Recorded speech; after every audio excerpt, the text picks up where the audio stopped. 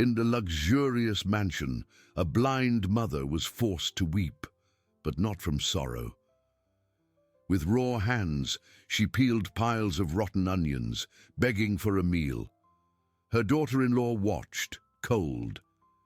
But the sheikh, her son, was about to return home. The sheikh, whose name was Karim, was miles away, engrossed in complex negotiations, when the sensation of something crucial forgotten struck him. A vital document, a signed contract that needed personal delivery, had been left on his desk. His irritation at his own oversight transformed into an abrupt decision. He would return to the mansion immediately, without warning.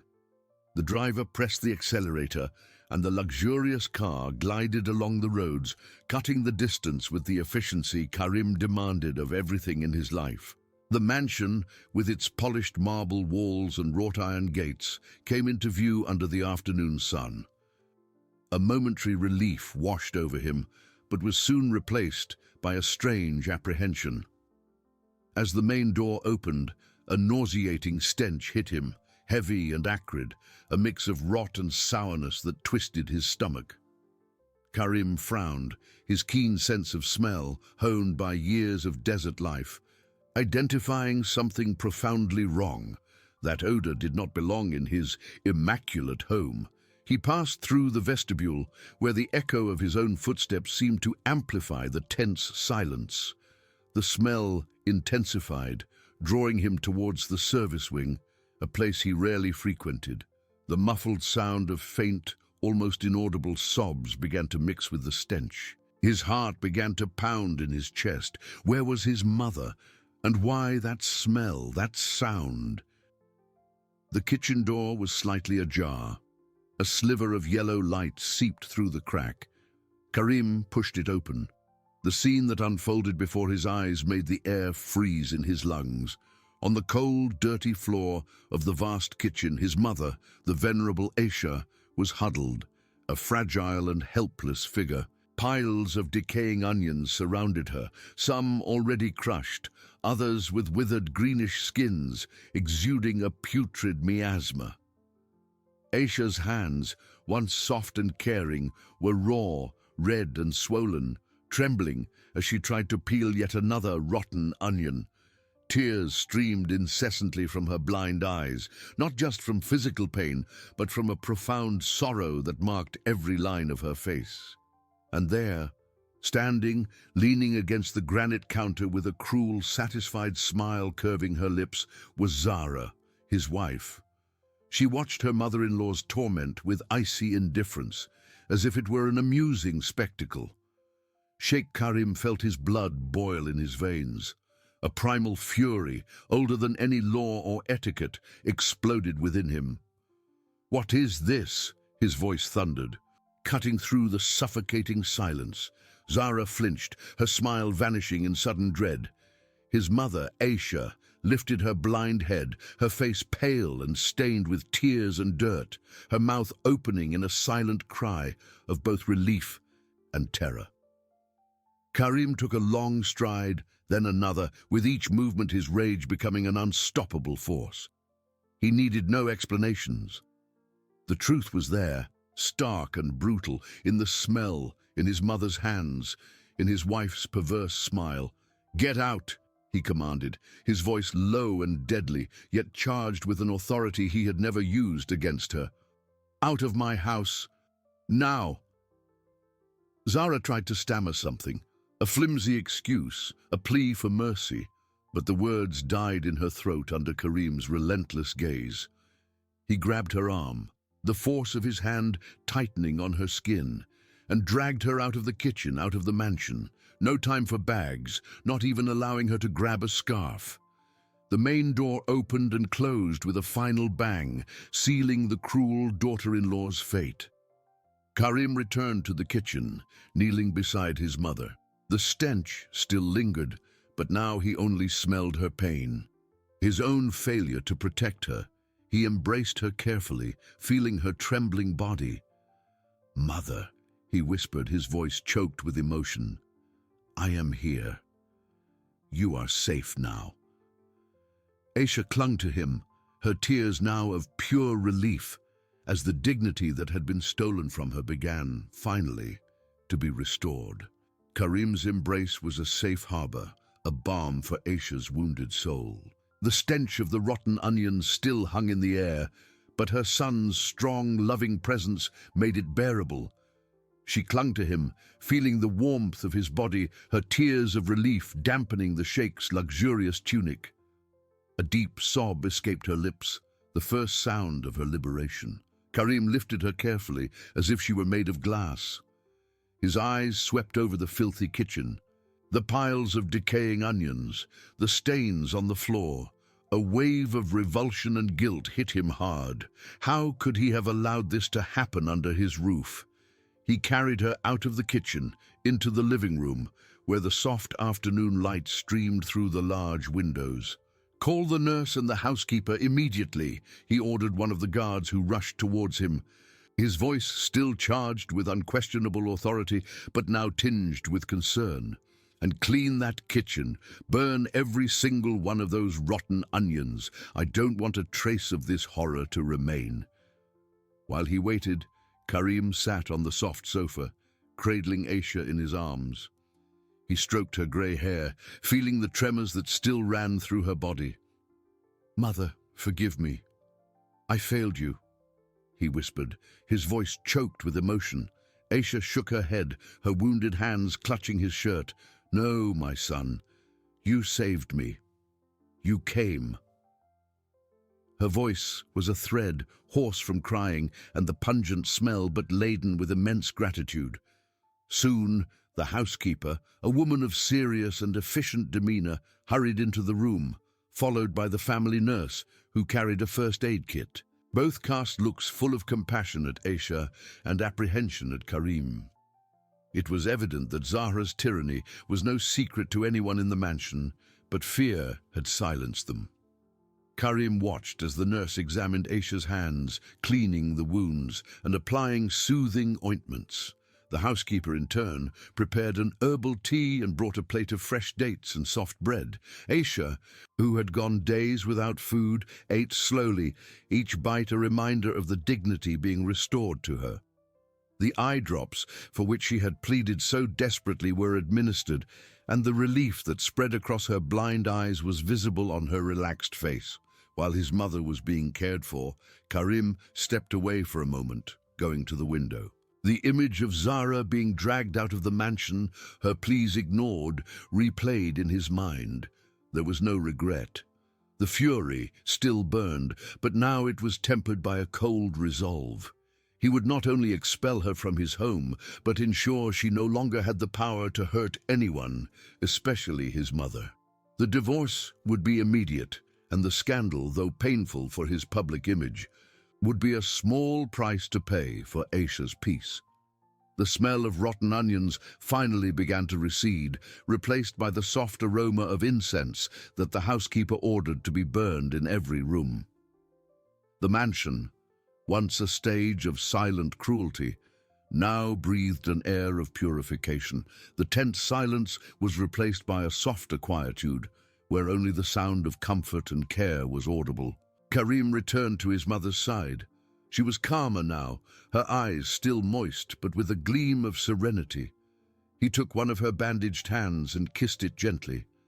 "Never again, mother," he promised, his voice firm and full of new determination. "I swear no one will ever make you suffer again. This house is your sanctuary, and I will be your guardian." Aisha smiled. A true smile Karim hadn't seen in years. The physical pain was still there, but the soul's pain was beginning to heal. Justice had arrived, and with it, the promise of a new beginning. Karim knew the journey to heal all wounds would be long, but he was ready for every step. He would make his mother the most respected and beloved woman in the kingdom, a testament to her resilience and his unwavering love. Karim's promise resonated in the quietude of the room, a solemn oath that sealed the end of a nightmare and the beginning of a new era. Aisha felt her son's strength, an unshakable pillar of love and protection, and a deep sigh of relief escaped her lips. The mansion, once a stage of torment, now seemed to breathe with new hope. In the days that followed, Sheikh Karim's home was transformed. The kitchen, once stained with rot and tears, was meticulously cleaned and disinfected. Not a single trace of the decaying onions remained. The aroma of incense and fresh flowers filled the corridors, purifying the air of any memory of the horror. Karim dedicated himself entirely to his mother's recovery. He took her for walks through the mansion's fragrant gardens, describing each flower, each bird that sang softly among the leaves. Aisha, her hands already healing under the nurse's care, began to smile more, a smile that lit up her face and brought peace to Karim's heart.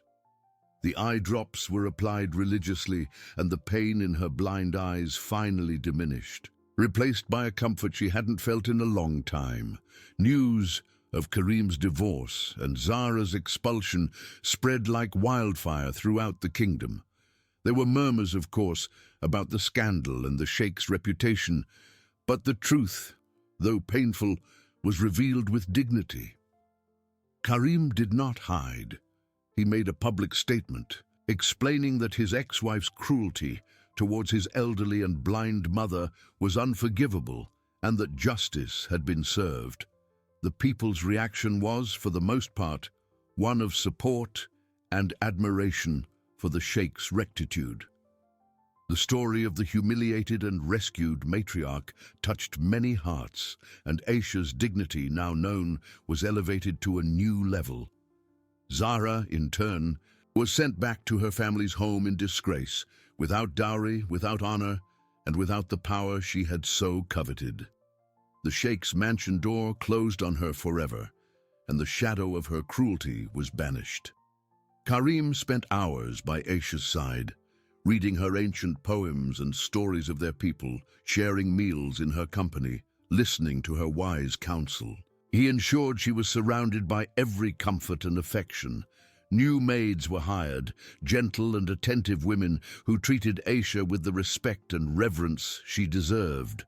The housekeeper, who had silently witnessed Zara's tyranny, now went out of her way to provide care, relieved to be able to serve the true matriarch of the house. One afternoon, as the setting sun painted the sky in shades of orange and purple, Karim sat with his mother in the inner courtyard, where a fountain murmured softly, creating a relaxing melody. Aisha, with a light veil covering her hair, seemed more serene than ever. "My son," she said, her voice stronger and clearer, "you brought the light back into my life. I thought my last days would be of darkness and pain, but you showed me that goodness and justice always prevail." Karim held her hand, feeling the softness of her skin, now free of wounds. "Mother, you have always been the light of this house. I merely chased away the shadows. What happened will never be repeated. This house is your sanctuary, and you are its queen." Aisha smiled. A smile that reached her blind eyes, conveying a profound sense of peace. The Sheikh knew that the path to heal all scars, both visible and invisible, would be long, but with his mother by his side, he was ready to face any challenge. The mansion, once a silent prison, had become a true home where love and dignity flourished once more. The soft murmur of the fountain in the inner courtyard became the soundtrack to Aisha's days, a calming sound that cradled her soul. Each morning, the sun streamed through the windows, warming her face and bringing a sense of renewal. Her hands, once raw, were now soft and healed, a silent testament to the healing that had reached her. Aisha spent hours in the garden, smelling the perfume of roses and jasmine, listening to the song of birds nesting in the ancient trees. Karim, true to his promise, was a constant presence. He accompanied her on her walks, describing the vibrant colors of the flowers, the texture of the leaves, the graceful flight of a butterfly. He not only provided care, but also sought to restore the fullness of his mother's life. A library of audiobooks was organized, with storytellers who read ancient legends, poetry, and chronicles of the kingdom to her. Aisha, who had once lived in forced and painful silence, now had her mind stimulated, her days filled with narratives that transported her to other worlds. One afternoon, as Karim read a treatise on desert history, Aisha interrupted him. "My son," she said, her voice stronger and clearer, "I miss touching the soil with my own hands, feeling the earth, caring for something that grows."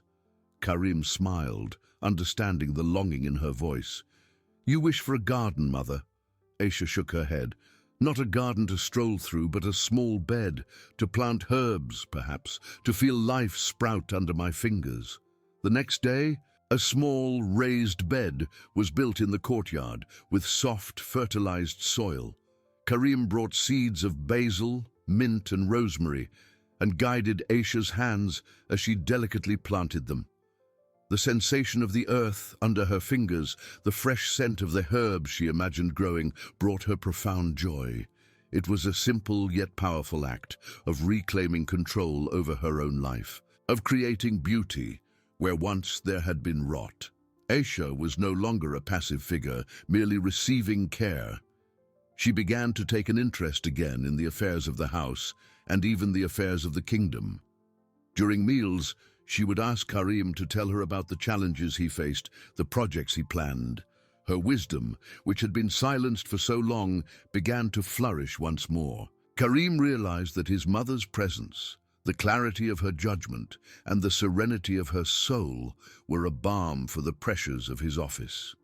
He began to consult her more frequently, valuing her thoughtful advice.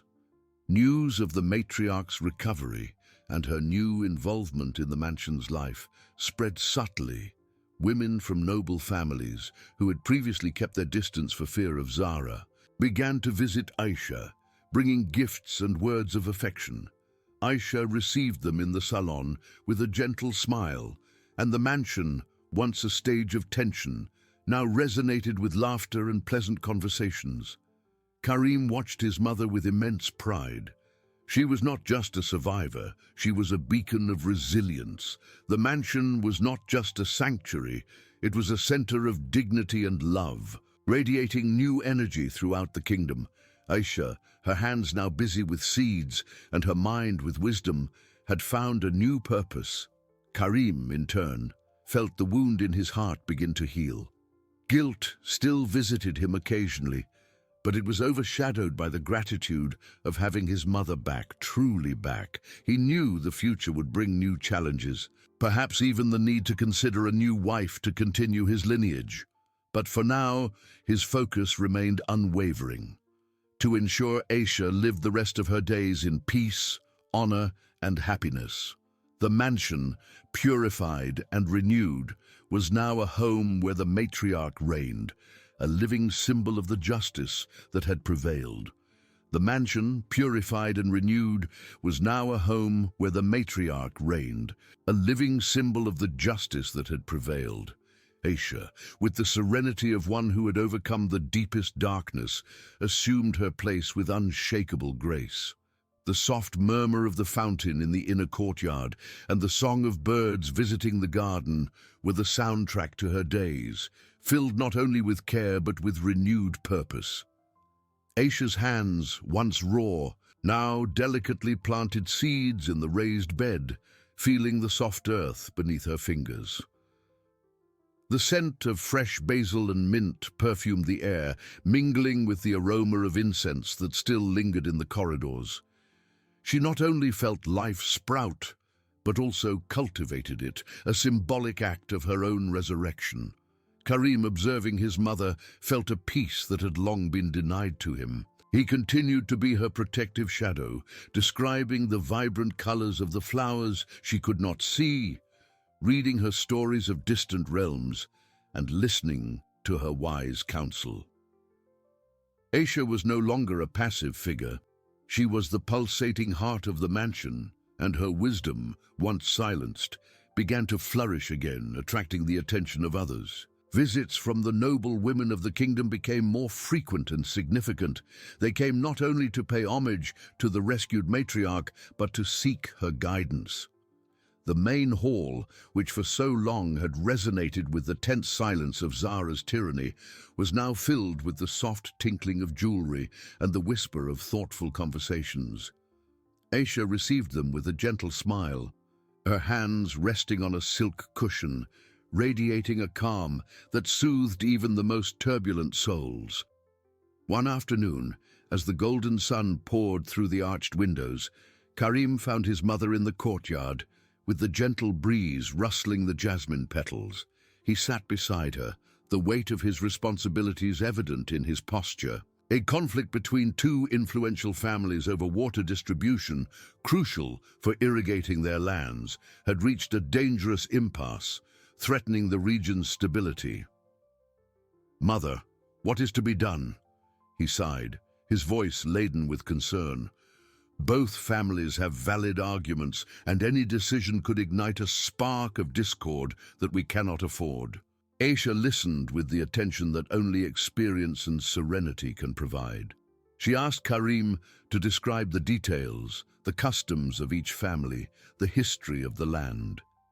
After a long moment of silence, where only the murmur of the fountain broke the quietude, she spoke, her voice soft yet firm. "My son, water is life, and the earth is the mother of all. Remember the ancient agreements, those sealed not by decrees, but by mutual respect. Propose that each family contribute a day's work to clean and deepen the riverbed that serves them. Let the water be divided not by decree, but by the cooperation that makes it abundant. And let the sheikh, in his generosity, offer a feast to celebrate this union, reaffirming that we are all one under the same sky."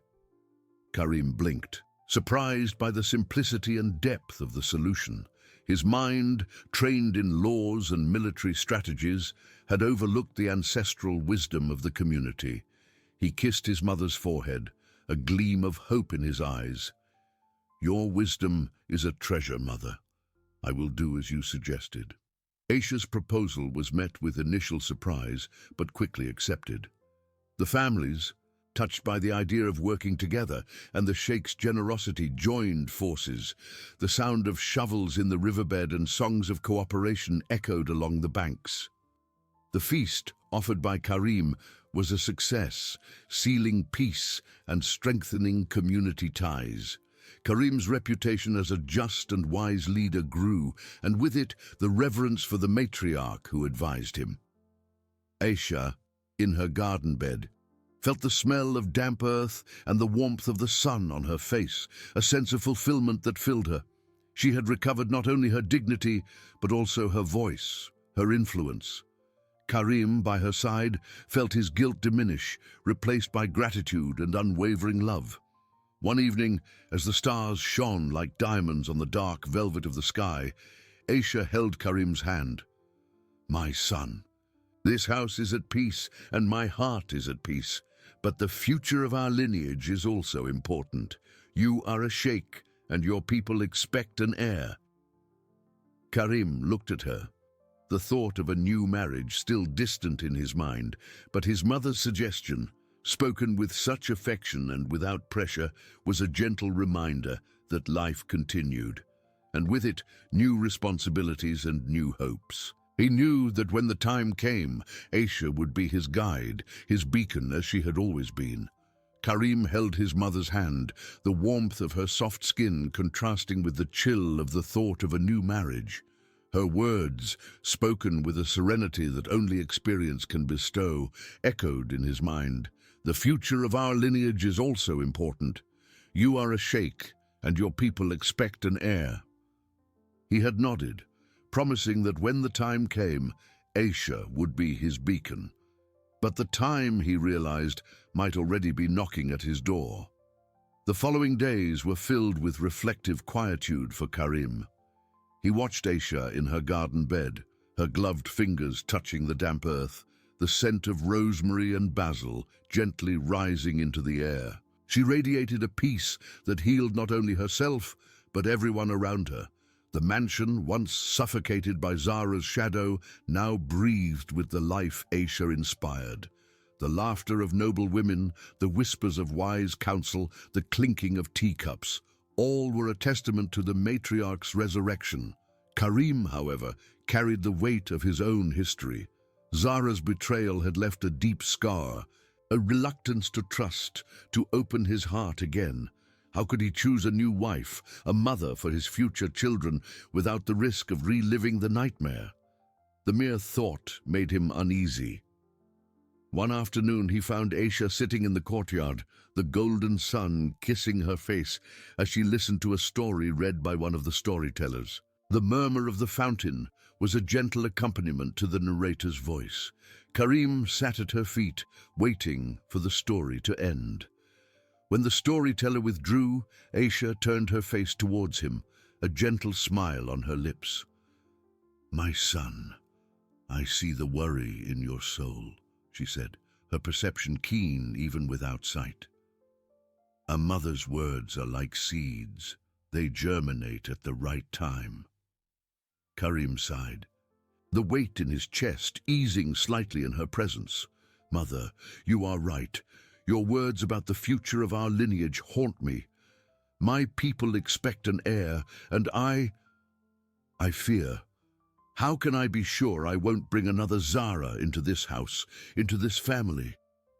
Aisha reached out and stroked Karim's hair. "My son, the past is a lesson, not a prison. Zara was the exception, not the rule. A woman's heart can be a garden of virtues or a desert of malice. The difference lies in how you see it and how you nurture it." She paused, and the silence that followed was filled only by the distant song of a bird.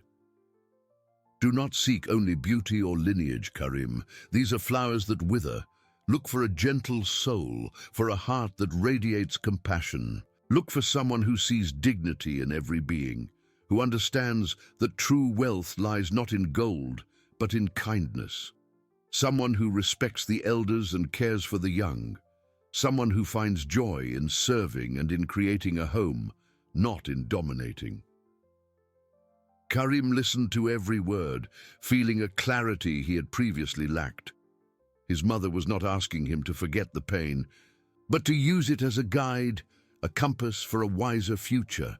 He had focused so much on preventing evil that he had forgotten to seek good. "But how does one find such a woman, Mother?" he asked, his voice still laden with uncertainty. "Wisdom does not hide, my son. It reveals itself in how a person treats others, in the kindness of their words, in the rectitude of their actions. Speak with the women of the kingdom, with their mothers and sisters. Observe, listen, and trust your heart, but let your mind be guided by my experience. Send your emissaries, but do not instruct them to seek power, but virtue. Let them seek the daughter of a family that cultivates honor and decency above all else." Karim felt a new hope blossom in his chest. Aisha had not only given him permission to move forward, but had also given him the map. He kissed his mother's hand, gratitude filling him. "Your wisdom is a gift, Mother. I will do as you suggested." That night, under the starry mantle, Karim summoned his most loyal advisors. He explained to them the delicacy of his search, the qualities he and his mother valued above all else. It was not a quest for a political alliance or stunning beauty, but for a pure soul, a kind heart, a woman who could bring love and peace to his home and be a worthy mother to his children. The advisors, surprised by the depth of his instructions, nodded with respect.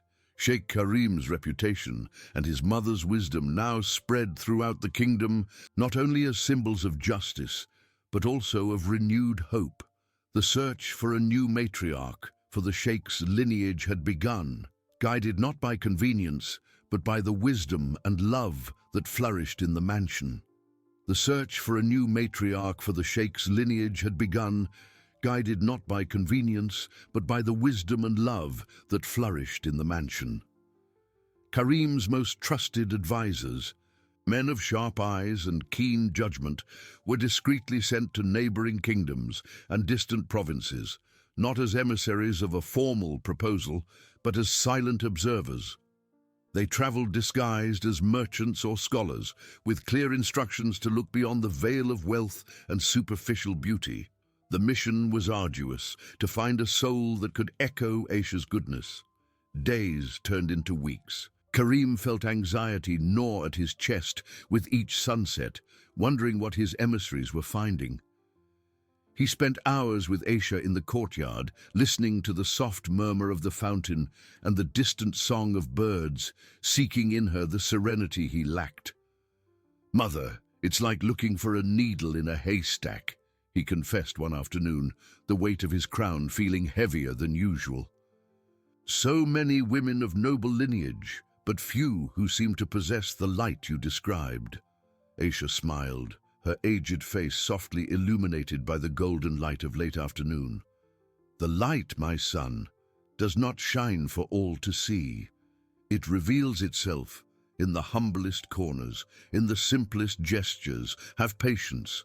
The desert holds its rarest flowers." They waited. Finally, the first emissaries returned. They entered the audience chamber with reverence, their faces marked by the journey, but their eyes full of observations. The first, a man named Omar, described his visit to the court of Sultan al-Khatib.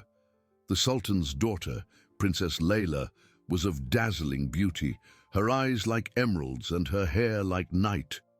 Omar described the sumptuous banquets, the fine fabrics Layla wore, and how she ruled the court with unquestionable authority. "She is strong, Sheikh Karim," Omar reported, his voice polished. "Her subjects fear and respect her. She would be a powerful companion." But Karim remembered his mother's words. "Someone who finds joy in serving and in creating a home, not in dominating." He asked, "And how does she treat the servants?" "The elderly. Those without a voice?" Omar hesitated. She is just in her commands, Sheikh, but her voice is firm and she tolerates no disobedience. I saw her reprimand an old servant for a small mistake, and the sound of her voice made the man tremble." A chill ran down Karim's spine. The similarities to Zara, even if subtle, were too disturbing. The second emissary, a wise man named Idris, traveled to an agricultural province, less grand, but known for its hard-working and honorable people. He spoke of a young woman named Samira, daughter of a respected clan leader. Samira did not possess Princess Layla's dazzling beauty, but her eyes shone with undeniable kindness. "Sheikh Karim," Idris began, his voice calm, "I observed Samira for many days. She does not sit idly. She works with the women in the harvest, her gloved hands in the earth. I saw her care for a group of orphaned children, reading them stories under the shade of a date palm, and their laughter filled the air. When drought threatened the crops, she organized the women to conserve water and distributed rations equitably, ensuring no one went hungry, not even the poorest." Idris continued. "One morning, a blind old man, a beggar who lived in the village, stumbled and fell near Samira's home. She ran to help him, cleaned his wounds, and took him into her house, where she offered him food and a place to rest, without caring about his status or appearance." Karim listened, and the sound of Idris's words was like fresh water from an oasis. The image of Samira, with her hands in the earth, caring for children and helping a blind elder, resonated deeply in his heart. It was the opposite of everything Zara represented. It was the personification of the goodness, compassion, and respect that Aisha had described. He dismissed the emissaries, his thoughts in a whirl. That night, Karim found his mother in her garden bed, smelling the earth and the flowers. He recounted the reports to her, his voice laden with a new emotion. Aisha listened in silence, a gentle smile appearing on her lips. "My son, wisdom does not hide. It reveals itself in how a person treats others. Princess Layla may have the power of a kingdom, but Samira has the power of a heart. Which of them do you believe will bring peace and love to this home?" Karim held his mother's hand, feeling the warmth and strength that emanated from her. "Mother, you have shown me the way. I feel that Samira is the woman who can bring true light to our lineage." A new gleam of hope lit up Karim's eyes. He knew the search was not over, but the path had become clear. Aisha, his guide, had once again illuminated the future, and the sheikh was ready to follow the light.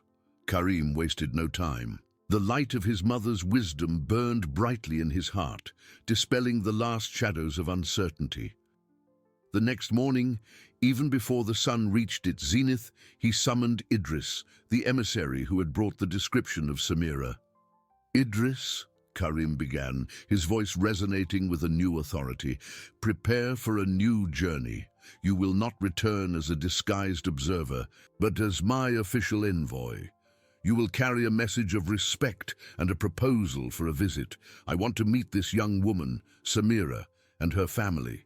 I want to see with my own eyes the goodness you described."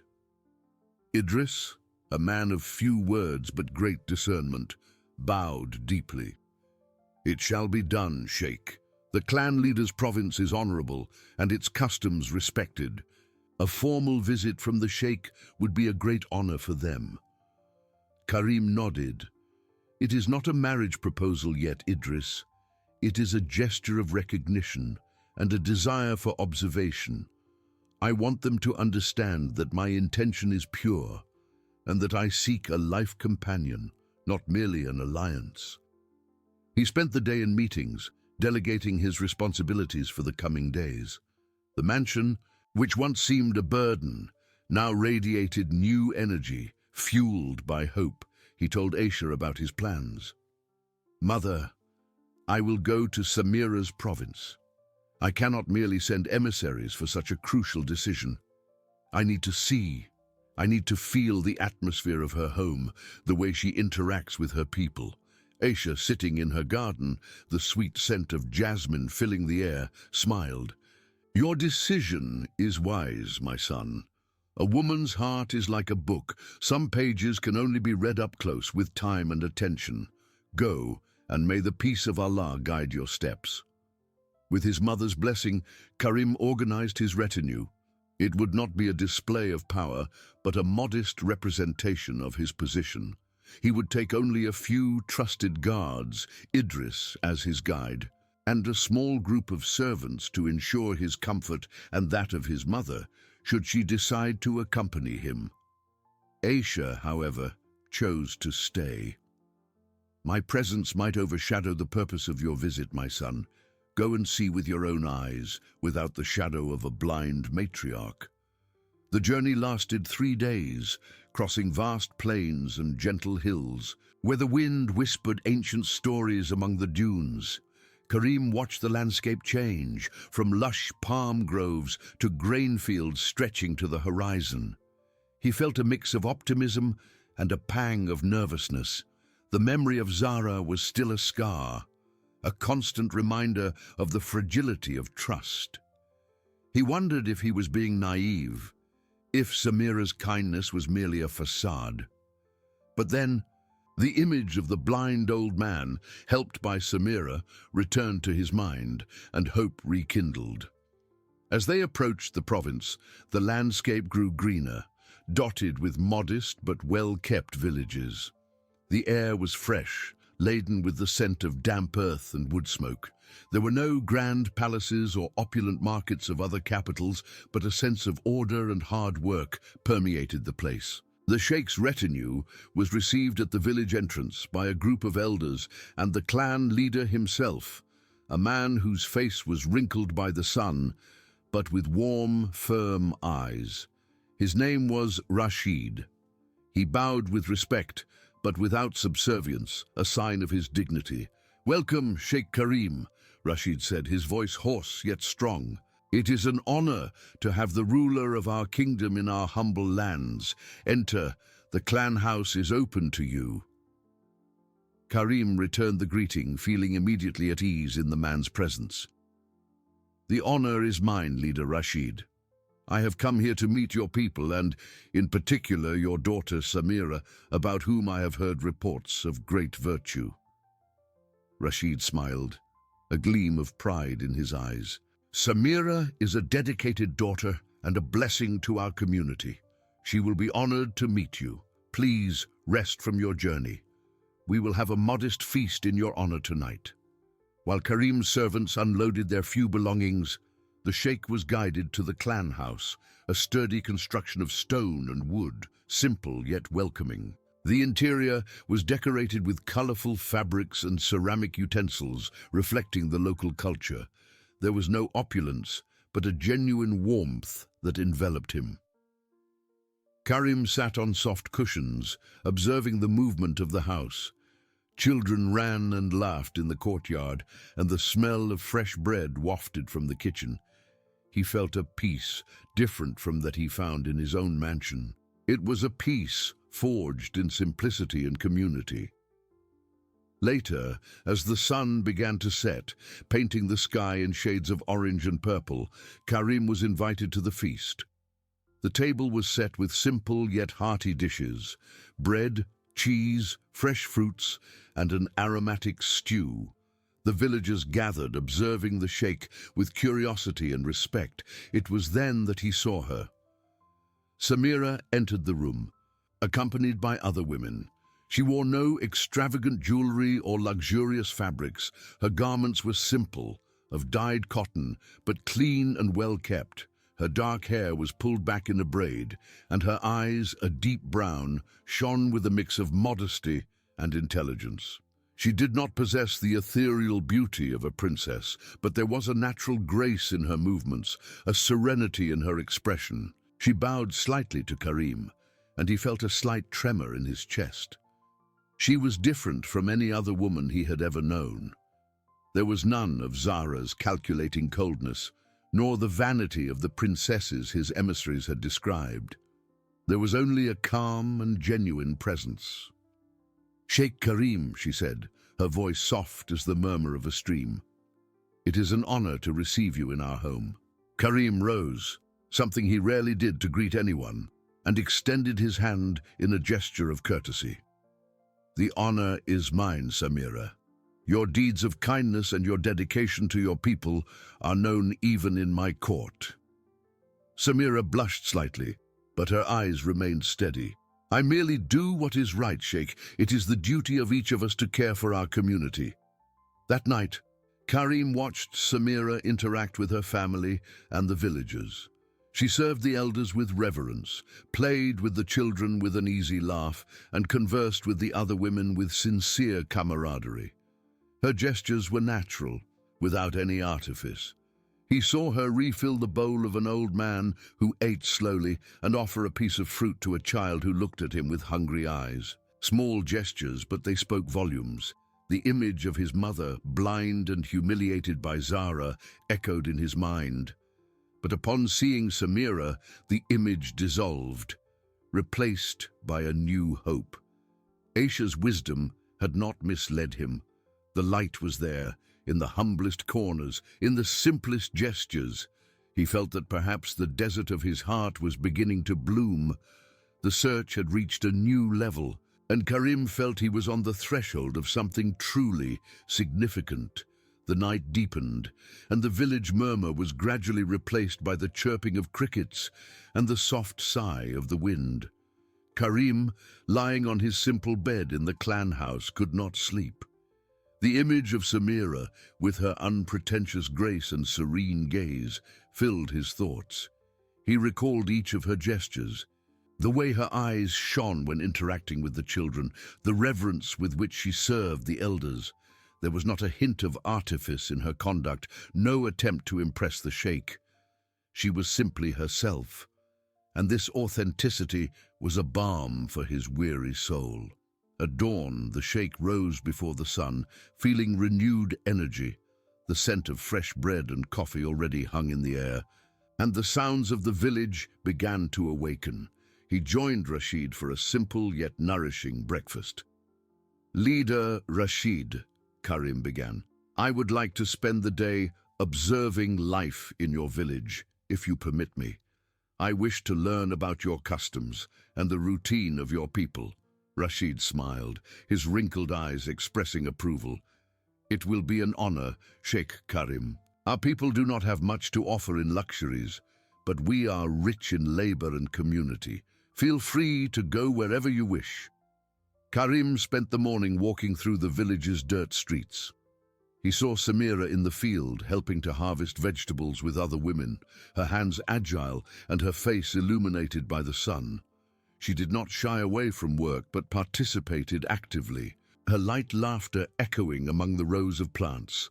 Later, he found her at the village fountain, helping an elderly woman carry a heavy water jug, conversing with her with a patience and affection that deeply touched the sheikh's heart. He observed how she patiently taught a group of children to read and write under the shade of a date palm, her tone of voice gentle and encouraging. In every interaction, Samira radiated an innate goodness. She needed no applause or recognition. Her reward seemed to be the joy of serving. The memory of Zara, who saw service as a humiliation and compassion as a weakness, was a stark contrast. Zara lived for the mirror and external approval, while Samira lived for others, for the invisible web of connections that formed her community. At midday, Karim sat in the shade of a tree, watching Samira distribute meals to the village's most needy. She knelt to speak with each one, asking about their families, offering words of comfort. A blind old man, the same one Idris had described, approached, and Samira gently guided him to a shaded spot, handing him a steaming bowl of stew.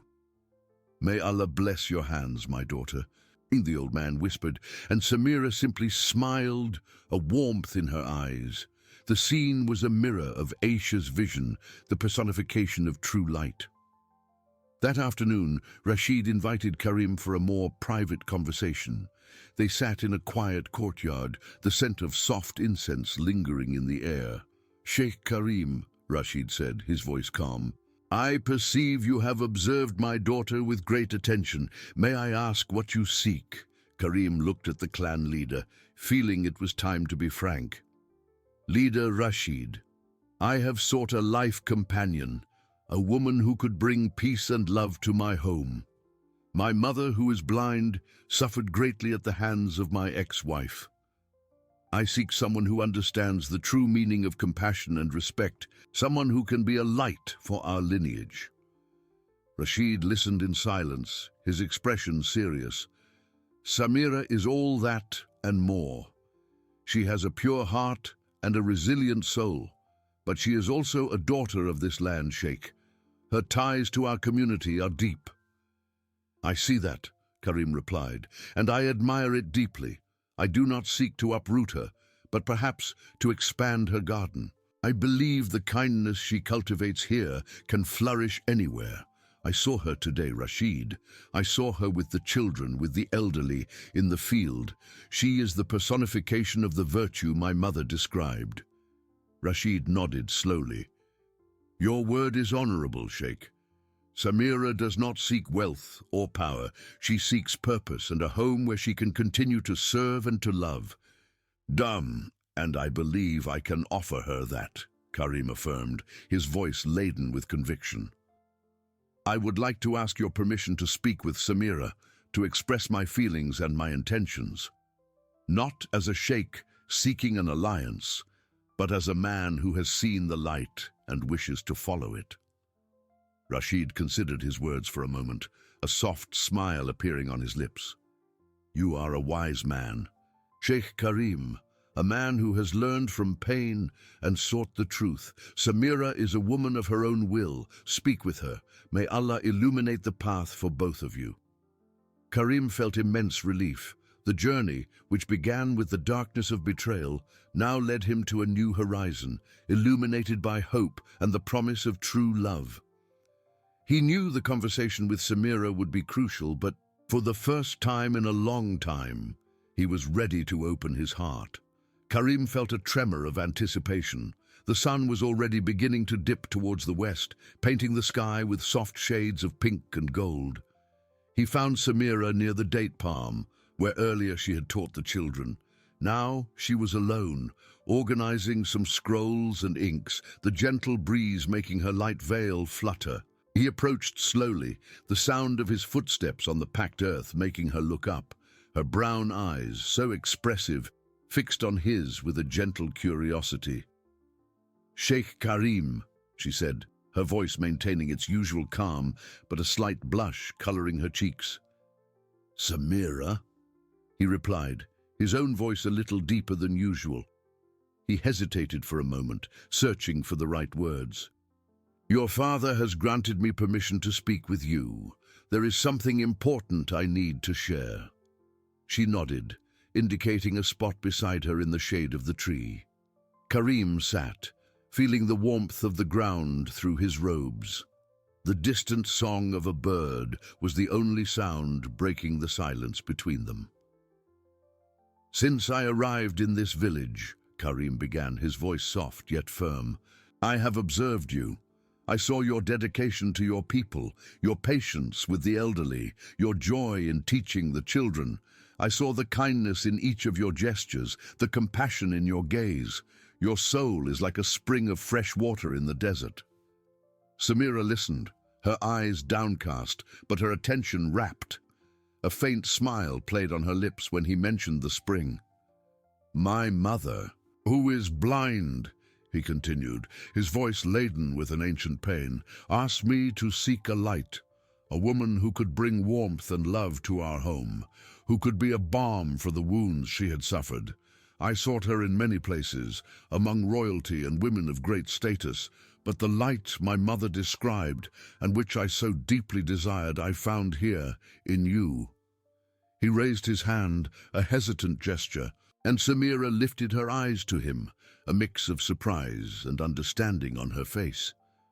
"Samira," he said, his voice now a whisper laden with sincerity, "I do not come to you as a sheikh seeking a political alliance or a wife to fill a void in my court. I come as a man who has seen true virtue, a man who seeks a life companion, someone who can share not only wealth, but the deepest values. I ask for your hand in marriage, Samira. I ask that you bring your light to my home, to my mother, and to my life." The silence that followed was filled only by the rustling of the date palm leaves. Samira looked at the ground, then at her own hands, which were clean but slightly rough from work. She took a deep breath, and when she spoke, her voice was as calm as ever, but with a new depth. "Sheikh Karim," she began, "your words surprise and touch me deeply. I never imagined such a proposal could come to me. My life has always been dedicated to this village, to my father, to my people. My joys come from serving, from caring, from seeing good flourish here." She paused, and Karim felt his heart clench. He had allowed himself such great hope. "I heard the stories about your mother," Samira continued, her eyes meeting his again, filled with genuine compassion. "Her pain moved me deeply, and the search for a light, Sheikh, is a noble quest. I believe that light is not only in places of power, but in hearts that choose kindness, no matter where they are." A soft smile lit up her face. "I do not seek riches, Sheikh. My treasure is here, in the people I love and the life we have built together. But your words about bringing light, about being a balm for your mother, that resonates in my heart." She turned to face him fully, the light of the setting sun enveloping her in a golden glow. "To marry you would mean leaving my home, my family, my community. It is a decision that cannot be taken lightly. But if I can bring comfort to a mother who has suffered, if I can be the light that you and your mother seek, then perhaps this is the path Allah has laid out for me." Karim felt a wave of relief so powerful it almost took his breath away. "I accept your proposal, Sheikh Karim," Samira said, her voice firm and clear, "but I ask that you allow me to bring the values of this land with me. May my home, your home, be a place where compassion and humility are not forgotten, even amidst opulence." Karim's eyes shone with an emotion he hadn't felt in a long time. "That is exactly what I desire, Samira. I do not want you to change who you are. I want you to bring your essence into my life, into our home. I promise that your goodness and your values will be honored, and my mother, she will love you." He extended his hand again, this time to touch hers. Samira did not recoil. Her touch was soft, yet firm, a silent promise of a shared future. The evening breeze brought the scent of wildflowers and damp earth, and Karim felt that the desert in his heart was not merely blooming, but transforming into a lush garden. The village, with its simplicity and human warmth, had offered Karim more than he could ever have imagined. It had offered him the hope of a future filled with love and true compassion. The relief that flooded Karim was almost palpable, a flowing river that washed away years of pain and uncertainty. He held Samira's hand with a tenderness he had never imagined feeling, the warmth of her skin, a balm for his soul. "Samira, you make me the happiest man in the world," he whispered, his voice choked with emotion. "My mother and I will be eternally grateful for your kindness." Samira smiled, a gleam in her eyes that promised a future of serenity. "The gratitude is mine, Sheikh Karim, for trusting me with such a noble responsibility." They returned to where Rashid awaited them, the news of their union spreading like the wind among the date palms. Rashid embraced his daughter with a mix of pride and a pang of sadness, knowing she was about to embark on a journey that would take her far from home. "My daughter," he said, his voice choked, "go and be the light you have always been. May Allah bless your marriage and guide you every step of the way." The entire village gathered to celebrate. Drums beat and flutes played joyful melodies as the women sang songs of blessing. Samira, at the center of attention, maintained her usual composure, accepting hugs and words of affection with grace. The children, whom she loved so much, surrounded her, their small faces full of admiration and a little sadness at her imminent departure. She promised to visit them whenever she could, and her eyes shone with the sincerity of her promise. In the following days, the village prepared for Samira's departure. She spent her final hours with her father, reviewing village tasks, ensuring everything was in order for her absence.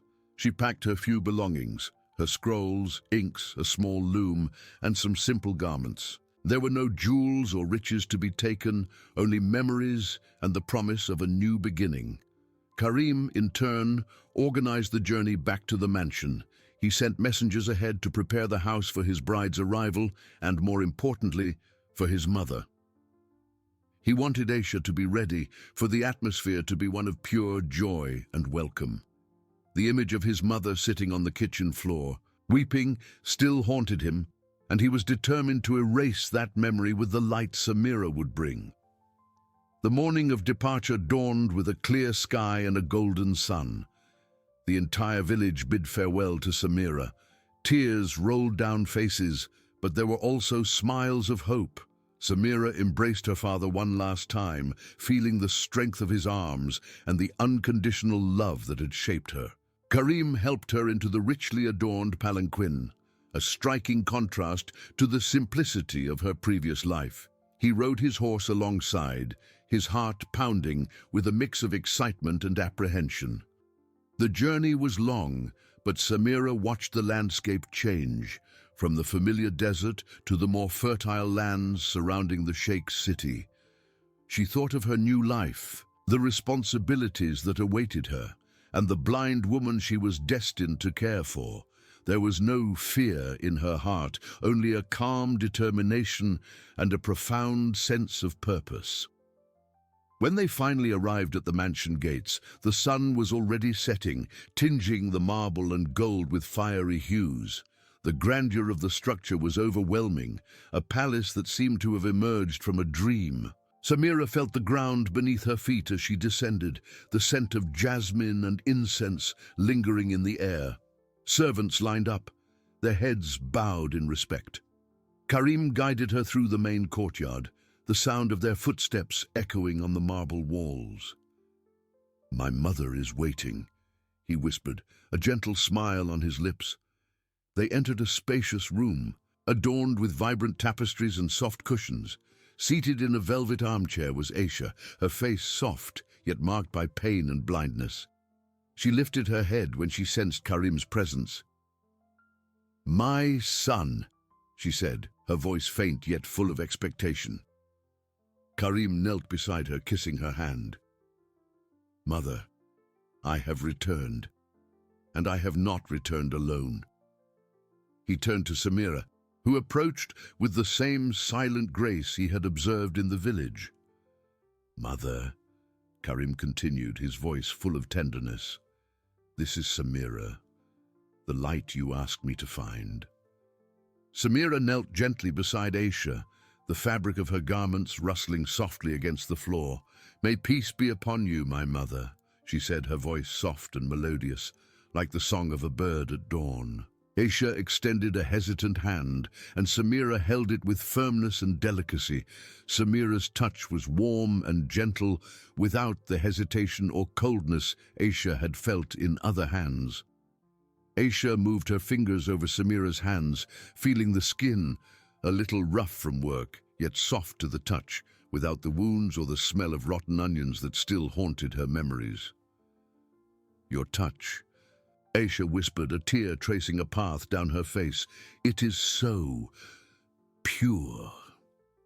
She brought Samira's hand to her own face, feeling the softness of her skin, the delicacy of her features.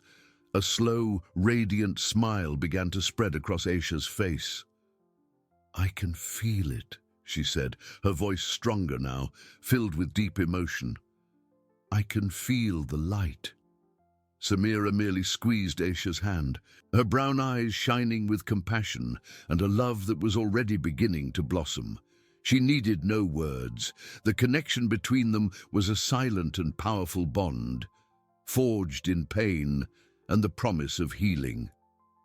Karim watched the scene, his heart overflowing with immense gratitude. The darkness had finally dissipated, and a new dawn of hope and love had arrived in his home. Aisha moved Samira's hand to her own face again, this time with an urgency that came from years of deprivation.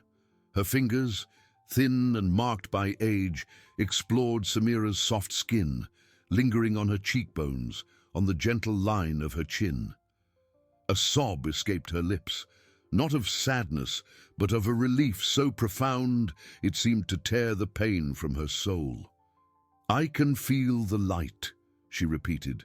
Her voice choked, and then, for the first time in a long time, a genuine faint laugh bubbled from her, mingled with tears that streamed down her temples. Samira squeezed Aisha's hand tenderly, her own eyes moist. She said not a word, allowing the matriarch to feel and process that torrent of emotions.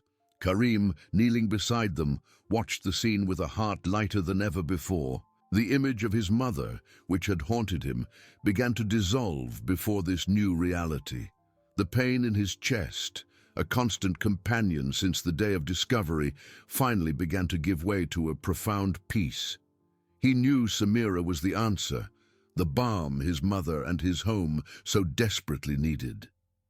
With a gentle movement, Samira rose and, with the same delicacy, helped Aisha settle back into the armchair.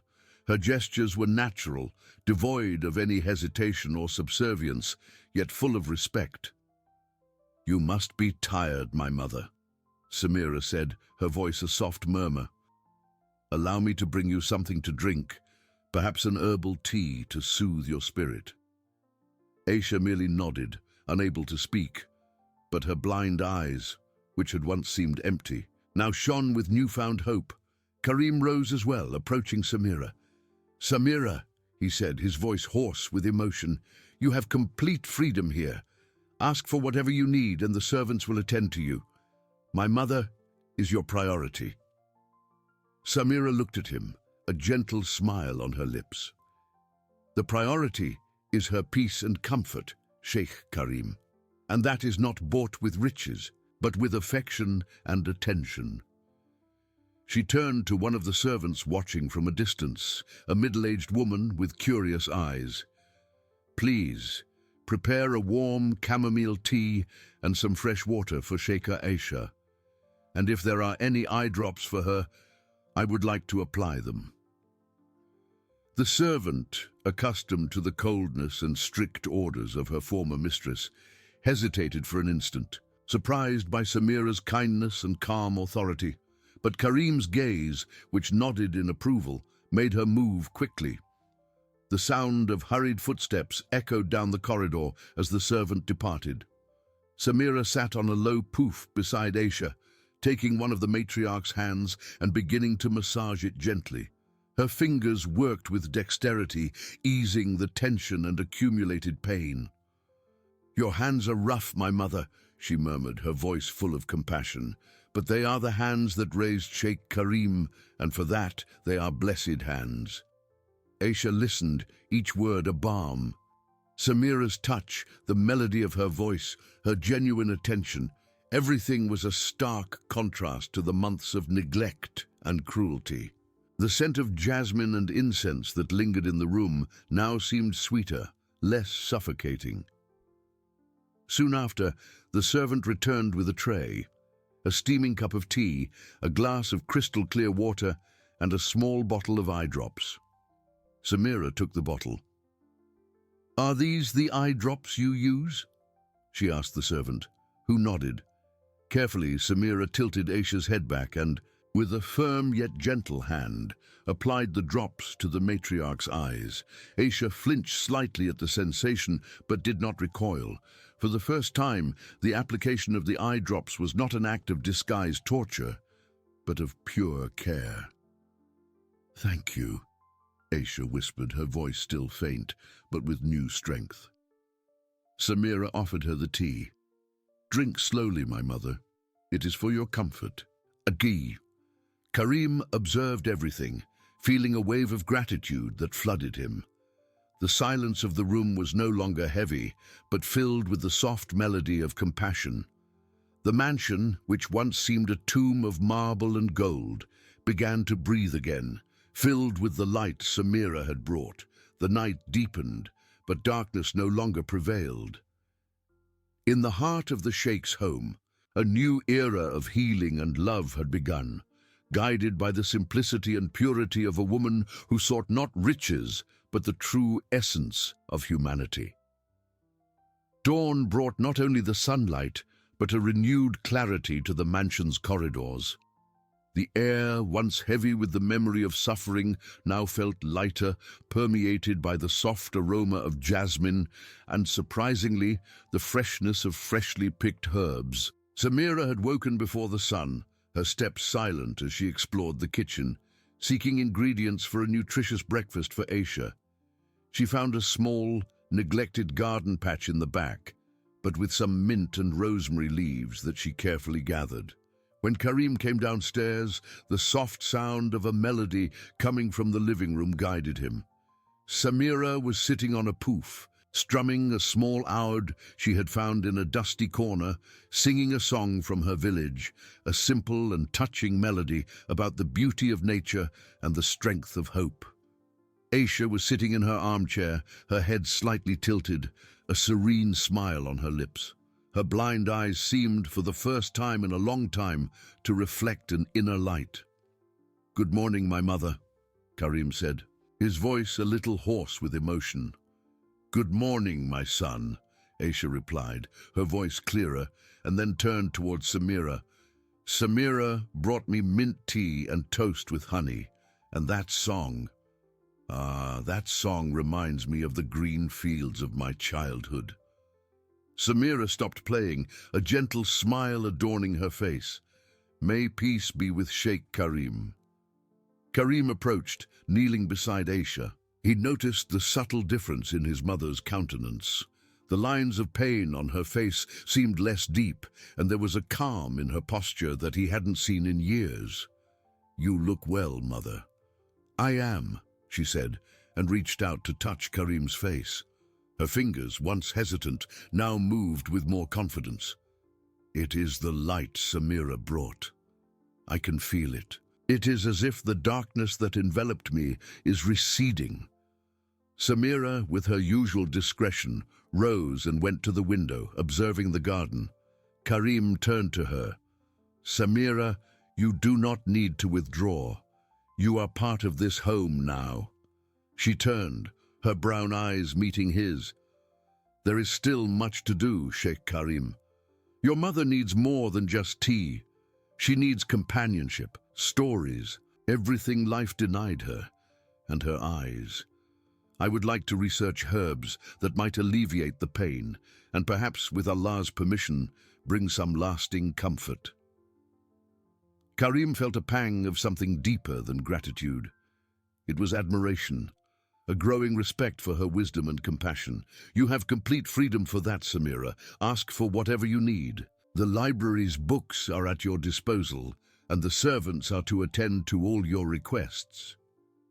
Throughout the days that followed, the Sheikh's mansion transformed. Samira not only cared for Aisha with unwavering dedication, but also brought her own essence to the environment. She spent hours with the matriarch, reading stories of ancient fairy tales and poems, describing the outside world with a vividness that made Aisha see again. She prepared simple, yet nutritious meals, with fresh herbs she herself began to cultivate in pots in the courtyard, bringing a scent of earth and life to the marble opulence. The servants, initially curious and somewhat cautious, quickly surrendered to Samira's kindness and calm authority. They saw Aisha's transformation, the way the matriarch, once reclusive and silent, now smiled and even laughed. The sound of Aisha's laughter, a forgotten melody, echoed through the corridors, bringing contagious joy. Samira also found time for herself. In the corner of one of the halls, she set up her small loom, and the rhythmic sound of warp and weft began to fill the silence. She wove tapestries with colorful threads she found in the mansion's cupboards, creating patterns that told stories of her village, of desert flowers and falling stars. Aisha loved running her fingers over the fabrics, feeling the textures and the colors Samira described. Karim observed everything, his heart filling with an emotion he could barely name. It was not just the relief of seeing his mother healed, but Samira's beauty, her silent strength, her ability to transform pain into hope. He saw her interact with Aisha, with the servants, and even with him, always with the same grace and honesty. One afternoon, he found her in the garden, kneeling, planting jasmine seeds. The golden afternoon sun caressed her face, and her dark hair was pulled back in a simple braid. She was singing softly, and the sound was like the murmur of the wind in the desert. "Samira," he said, his voice softer than usual. She rose, wiping the earth from her hands. "Sheikh Karim, what are you planting?" "Jasmine, so that its sweet scent may fill the house, and so that your mother can feel the beauty of life even without seeing it." He looked at the small seeds in her hands and then at her. "You brought more than jasmine to this house, Samira. You brought life back." Her eyes met his, and for an instant, time seemed to stand still. There was no need for words. The promise of a future, of a shared life, was implicit in that gaze, as clear as the blue sky above them. The mansion, once a prison of marble and gold, was now a home, and Karim's heart knew that Samira was the key to his true happiness. Aisha's healing was just the beginning.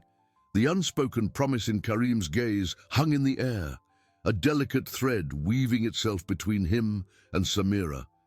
She felt her heart vibrate, a soft melody that resonated with the promise of a future she had never dared to dream of. Aisha, sensing the quietude laden with emotion, smiled. "The jasmine will bloom, my son," she said, her voice soft, "and with it, happiness." In the days that followed, the mansion pulsed with new energy. Aisha continued to flourish under Samira's care. Her laughter filled the halls, and she spent hours listening to Samira weave, the stories told by the colorful threads, or simply enjoying her daughter-in-law's calm and loving presence. The family doctor, upon visiting Aisha, marveled at the improvement in her health and spirit. attributing it to a miraculous cure that Samira, with her modesty, attributed to Allah's will. Karim watched Samira with growing admiration, each of her gestures, each word, reinforcing the certainty in his heart. He saw her as the soul that had been stolen from his home and which now returned, purer and brighter than ever. One evening, as the full moon bathed the mansion in silver, he found her in the library, leafing through an ancient botany book, seeking new remedies for Aisha's eyes. "Samira," he said, his voice a whisper that echoed in the vastness of the room. She lifted her eyes, her deep brown ones meeting his. "Sheikh Karim." He approached, the soft sound of his footsteps breaking the silence. "My mother is healed in spirit, and her body strengthens each day. You brought life back to this home and to me as well." Samira lowered her gaze, a soft blush coloring her cheeks. "I merely did what my heart commanded, Sheikh." "And your heart is a treasure, Samira," he continued, kneeling before her, a gesture of profound reverence. "I seek not merely a companion for my mother, but a life partner. Allah sent you to heal my family and to fill the void in my own soul. Would you accept to be my wife, Samira? Would you accept to be the Sheikha of this house, the light that will guide our future?" The air seemed to vibrate with the intensity of his words. Samira looked at him, her eyes moist. There was no wealth or power in his plea, only a raw honesty and a love that overflowed. She had found a home, not in marble and gold, but in the heart of this man. "Yes, Sheikh Karim," she whispered, her voice choked with emotion. "Yes." News of their marriage spread like the desert wind, bringing joy and celebration to the hearts of all who witnessed the transformation of the Sheikh's home. Aisha wept tears of pure happiness, blessing the union with her entire being. The servants, who had witnessed the darkness and now the light, worked with renewed fervor, preparing the mansion for the celebration. The ceremony was simple, yet deeply meaningful. There was no unnecessary ostentation, only the beauty of tradition and the sincerity of hearts. Samira wore a white dress embroidered with golden threads, her veil covering her face, but not the light in her eyes. Karim, in his sheikh's robes, seemed more radiant than ever, his face marked by a smile that reached his eyes. Under Aisha's attentive gaze, who felt the joy in the air like a soft breeze, the two were united. The sound of drums and flutes filled the mansion, mingling with the aroma of incense and fresh flowers. The night was one of celebration, but for Karim and Samira, it was the beginning of a life. In the years that followed, the Sheikh's mansion became a beacon of love and compassion. Samira, now the Sheikha, governed with wisdom and kindness, her presence a blessing to all. She and Karim had children who grew up in a home filled with laughter, stories, and the sweet scent of jasmine. Aisha lived many more years, surrounded by her family's love, her blind eyes now reflecting the peace Samira had brought. She never again felt the cold of the kitchen floor, nor the pungent smell of rotten onions. Instead, her days were filled with the warmth of embraces, the sound of her grandchildren's voices, and the soft touch of Samira's hands. The mansion of marble and gold, which one day was a stage of cruelty and misery, was now a living testament to the resilience of the human spirit and the transformative power of love. Sheikh Karim found his true happiness, not in riches, but in the woman who taught him the true value of compassion. And Samira, the simple woman from the village, became the Sheikha who rescued a family and a home, proving that the greatest wealth lies in kindness and the light one shares. The echo of life and joy resonated in every corner of the mansion, a perpetual reminder that, even in the deepest darkness, love always finds a way to bloom.